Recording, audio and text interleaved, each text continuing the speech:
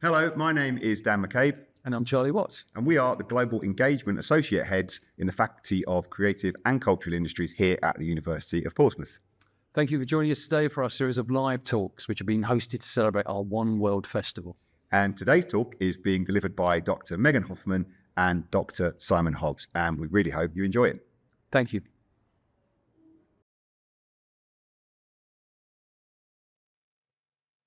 Hi everyone, I'm Dr. Hoffman. This is Dr. Simon Hobbs, and today we are going to be talking about TikTok activism and true crime.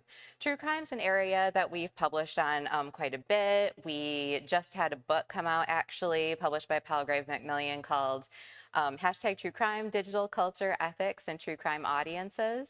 And in that book, we sort of examine all the different kinds of ways that true crime shows up on social media.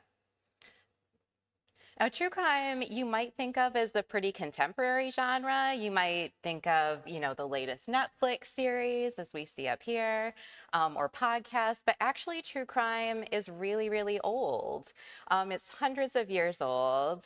It sort of started, true crime as we know it, started as kind of murder ballads in the 17th and 18th century. And then moving into the 19th century, true crime became something that people read in newspapers. They read like sensational stories of Jack the Ripper. And that's when we started kind of getting the modern true crime narrative as we know it today.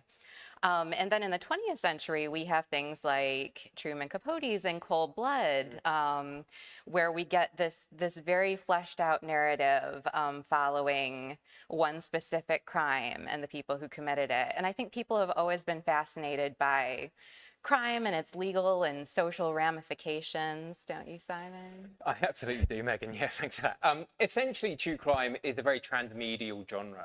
It can just spread over any form. So now what we see is we see Netflix documentaries, as Megan mentioned. We've got podcasts. We've obviously still got true crime books, but also things on YouTube, TikTok, as we'll speak about today, even stuff like Instagram. It's a flexible genre that can be kind of bent to any medium.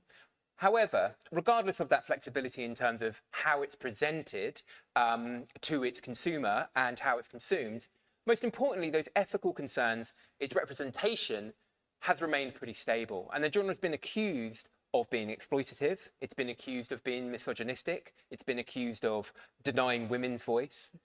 It's been accused of being voyeuristic. And those ethical concerns are something that we're really interested in our writing and that we'll unpack a little bit today when we speak more about TikTok. So it's really no surprise with the popularity of the genre that the genre has proven popular on TikTok, which is a huge social media platform now. And as we can see from the slides here, the hashtag as of kind of late February, early March, when we put these slides together, has 2.2 million posts. And that has the opportunity to reach over 1 billion monthly users. And we see a huge range of material on TikTok, from kind of classic retellings to people like Kendall Ray extending her kind of true crime personality, influencer personality, to more positive representations that we'll talk about later. However, in the mainstream media, what's really been discussed in terms of true crime is the figure of the web sleuth, and then being a potentially problematic and unethical figure of themselves, which Megan's going to speak a little bit more about now.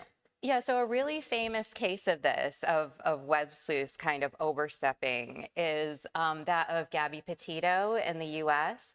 This happened a few years ago. Gabby Petito was herself a sort of influencer, like aspiring influencer, and she was murdered by her boyfriend. And what happened after Gabby Petito's death, or disappearance actually, was that web sleuths on TikTok and on social media just flooded social media with speculation about what happened to her. And they really sort of muddied the waters of the investigation, and they harmed Gabby's family as well, because there was all this misinformation. But what we're actually going to be talking about today is the ways that social media can be used in positive ways for true crime influencers. And one of those people that we really think is a great example of how TikTok can be used positively is Sarah Turney. Now, Sarah Turney took to TikTok, I think it was in 2020, when she wanted to get more publicity for the case of her sister, who she believes was allegedly murdered by their father, and it's still an open case. And she was so successful in that. As you can see, she has 1.2 million followers, that she kind of became a true crime sort of influencer and personality herself. And she began, she has a couple of really successful podcasts herself. One of them is Voices for Justice. And through her TikTok account, she aspires to draw attention to other open cases besides that of her sister. So as we see here, she's talking about the case of Emily Pike, who's a missing Indigenous girl. What Sarah Turney's really successful at, and others that we'll talk about today, is using the mechanisms of TikTok to promote the story. So she'll use stuff like duets and stitches with other influencers to promote her message. And she'll also use very trendy, memeable content to get her message onto people's For You page and get the most eyes on the message. We can see a great recent example of this with the one here in the New York Times, where she's got the kind of Cilla Black surprise, surprise meme. Now, that's the kind of dark humor there that she's saying, surprise, surprise, her father is suing her over the accusation she's making related to her sister's murder. But in using a kind of meme, what she does is she makes her output more consumable and more interesting to the very young demographic that is on TikTok. And another example we have here is Celicia Stanton. Celicia Stanton is a Black woman, which is very significant in terms of true crime, because Black women just aren't represented in true crime, quite frankly. True crime has a problem with only covering sort of very specific types of victims. And in the case of Celicia Stanton, she's actually the victim of a financial crime, which is another kind of area that you wouldn't necessarily think that would be true crime, but absolutely is true crime. And one of the points of her TikTok account is to try to expand the definitions of true crime to include all kinds of crime, not just murder and not just involving specific types of victims. Absolutely. Like Sarah Turney, Stanton's very good at using kind of dance moves, which are obviously very popular on TikTok, to again attract attention, gain a following, and make her posts more relevant. So here we see her use the kind of twerkulator dance move to talk about some of the issues and really important issues of racism within TikTok and issues around the kind of voyeuristic and kind of bloodthirsty nature. Also, we see her here with her lovely cat. I don't know the name of her cat, but it's an absolute beauty.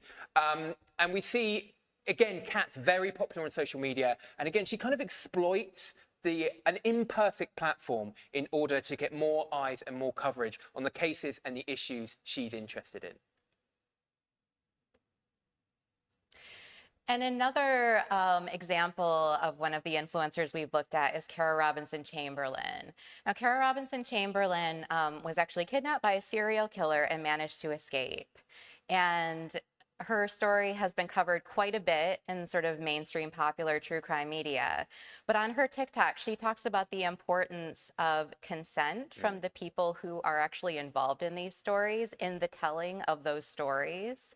So she sort of draws a parallel almost between her own assault and her story being told without her consent.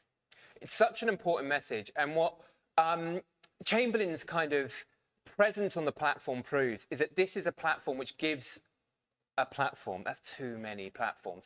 This is a social media platform that gives people who wouldn't have a voice in a genre a voice, basically. So someone like Kara Robinson Chamberlain, who is a victim of a horrific attack, wouldn't then be able to potentially get media trained and go to university and get a career as a presenter. But here, with the low threshold nature of true crime, of TikTok true crime, she can in ways unavailable elsewhere. And really, we see this throughout, and we've got other people here who are doing the same thing. Kimberly Corbin, the lady in the middle here, is also a victim of a true crime attack, actually does a podcast with Chamberlain called A Survivor's Guide to True Crime. And again, uses the platform in a way to spread her message, which she wouldn't have the opportunity to otherwise. Equally, the women to the kind of left and right who are part of the indigenous communities and indigenous murders aren't covered in the press as much because, as Megan said, many white women, many true crime stories are mainly cover white women. But again, they can have voice here and they can have discussion here. If you want to do some further reading on true crime or anything we've spoken about today, here you go. Otherwise, thanks for joining us and thanks for listening.